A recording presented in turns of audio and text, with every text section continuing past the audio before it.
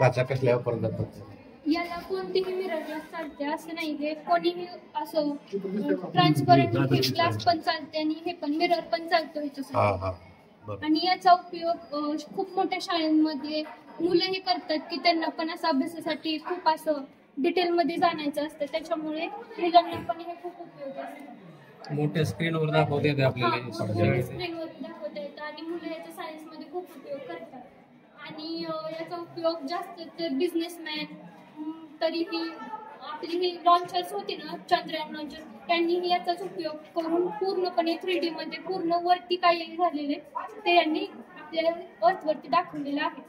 आणि याचा उपयोग पूर्णपणे म्हणजे आपल्या दुनियेला जिथं की ट्रॅफिक, 3D पोल्युशन इथं कुठंही बघता येतं आणि खूप सारे स्टुडंट, शिक्षक याचा उपयोग करू शकतात.